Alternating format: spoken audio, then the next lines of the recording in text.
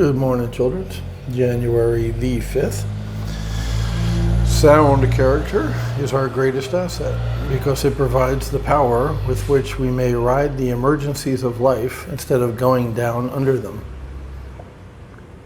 That didn't sound right somehow. I don't think the words going down belong in any PG sentence. That's just me. I'm going to start working for Facebook and YouTube as a censor because, underwear is dirty. At least my underwear is dirty. Without PMA, life might be described as long periods of uncertain. PMA is positive mental attitude for those who have not been following along. Class. I want to take the chalkboard eraser and throw it at little Billy sitting in the back of the room sleeping. Without PMA, positive mental attitude, life might be described as long periods of uncertainty, punctuated by occasional emergencies that shake you to the very core of your being. That's an interesting way to describe life. I don't see it that way, but okay. The emergencies may be financial, personal, or health related, but each must be dealt with separately and swiftly. The surest way to deal with any crisis is to focus on solutions, here, not on the probable cause or the problem or who should be blamed for it. Yeah, that's a huge one. Everybody likes to play the blame game because it's easy and that somehow absolves you of any, cause of the emergency or flame blow up or whatever. He nailed that. Conduct a quick damage assessment, take the time to think through the alternatives and their consequences, and then act to implement the best solution. If you deal with life's emergencies as they occur on your own terms, you will be a stronger, better person for having looked them in the eye and conquered them. All right, so I think what he's talking about there is a more logical response to problems that crop up as opposed to emotional response. And different people I've met throughout my little journey, some are very emotional. An old expression used to be, he wears his heart or she wears her heart on her sleeve. If you ever heard that, it just means somebody's emotional. And other people are stone cold fucking killers. No names will be mentioned. Like fucking Dr. Spock on Star Trek, where we don't feel a lot. And some of you hear that, well, you don't feel a lot and you feel sad for the person. Yeah, I get that, but I much prefer being logical to being emotional. So what he just described is pretty much how I naturally am wired to handle any situations that come up. And have been since I've been a teenager, really, since I became my own entity and free thinker. 12 years old, I've been thinking that way. So that's natural to me, what he just said. Break it down, solve the problem, focus on the problem. Don't play the blame game because, and once again, I talked yesterday about how I tell my agents, don't do any funky shit with your license because you'll lose your license and that's your ability to make money. If you don't just have that natural, I want to live clean. I don't want to do it the sleazy way or the quick or easy way, the dirty way, the dark side, right? Easier, more seductive, or whatever he says in Star Wars. It's the easier way, but it's not the right way, right? So do it the right way because it's the right thing to do. If not, do it the right way because if you do it the wrong way and get caught, you'll lose everything. Well, and for me, it's like playing the blame game, right? And being emotional about a problem does not solve the problem. In case you haven't noticed, if you don't believe me, think back to the last time you had an emergency, like he talks about, and how you dealt with it. And if you dealt with it emotionally, did that fix the emergency? Did that fix the core of your problem at that moment? And if you're being honest with yourself, the answer is no. So eventually the problem went away because, time ages most problems off. Some doesn't, like financial. If you have financial problems and you don't do anything about it, you're going to continue to have financial problems. You got to work your way out of it. Like I've talked about 2014 many times on this channel. So I worked my way out of it. I had a problem, I fixed it. But freaking out about it didn't fix it.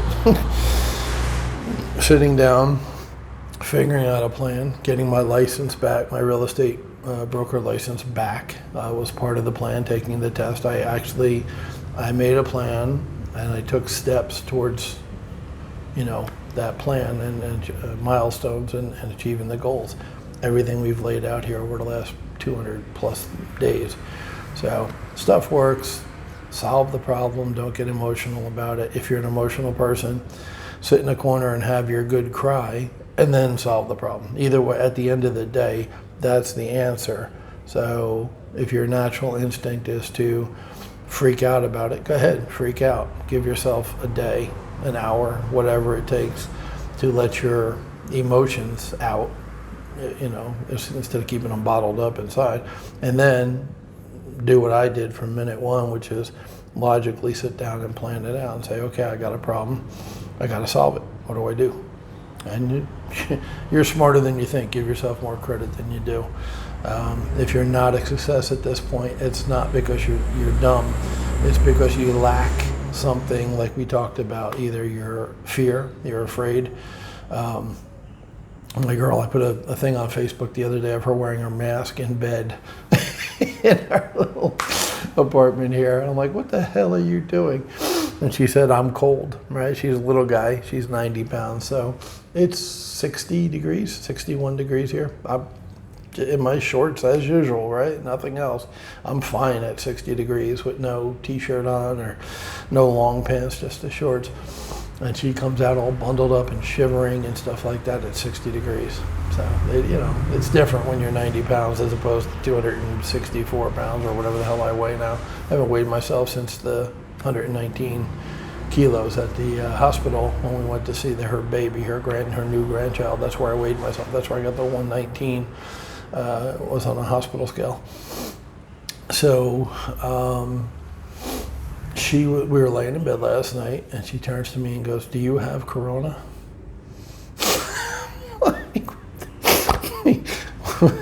Emotional thinker. She's scared.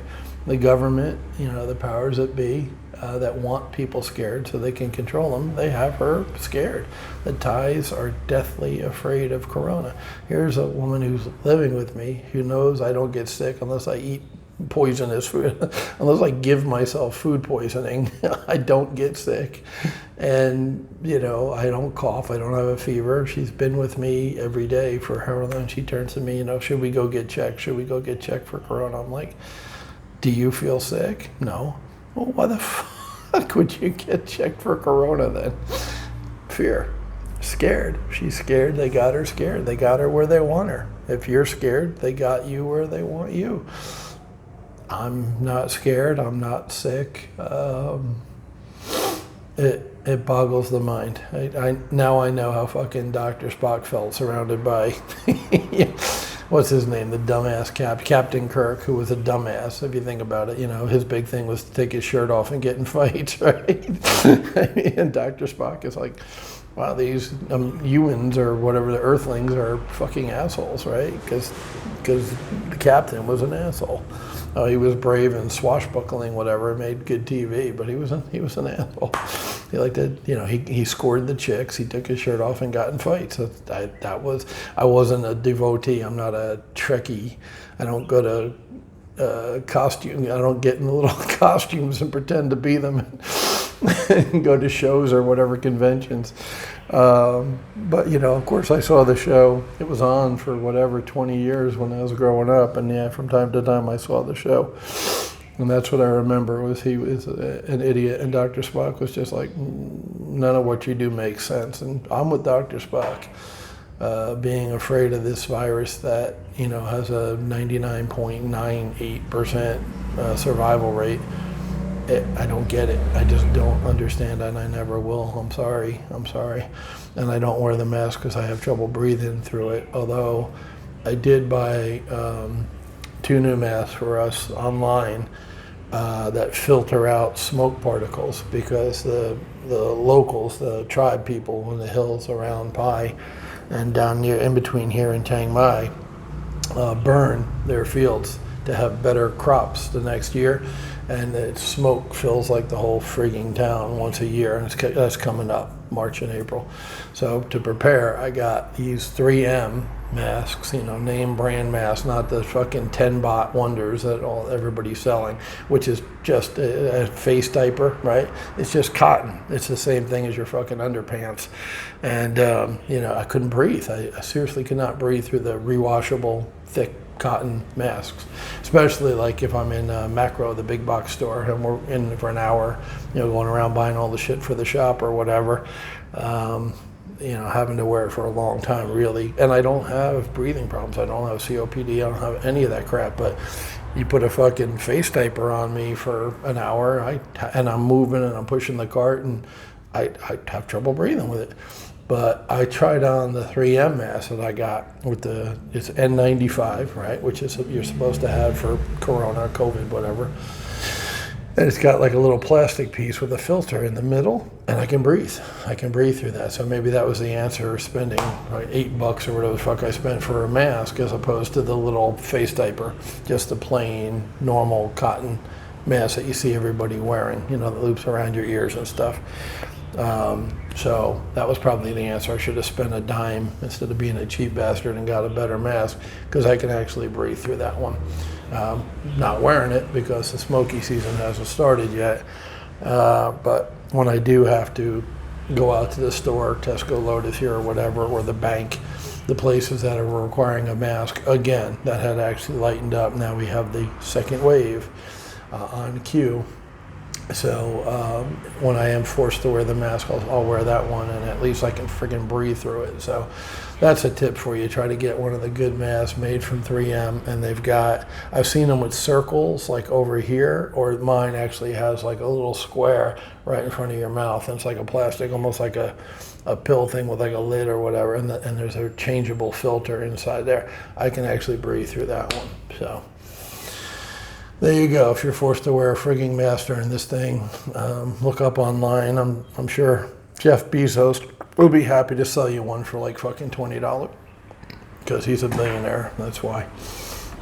So come make an appearance. Tell everybody that you're cold. Cold. Ôi nào. Cold, cop. Cold, yes. Cold. Good morning. Good one. You're amazing. You're amazing. Nice butt. No. PG. We don't want YouTube to ban the channel. They're a bunch of fuddy-duddies. Wow, that vigorous hugging is shaking the video. It was like, all right, that's it for today. You got your hug and your kiss. Mwah. Love you.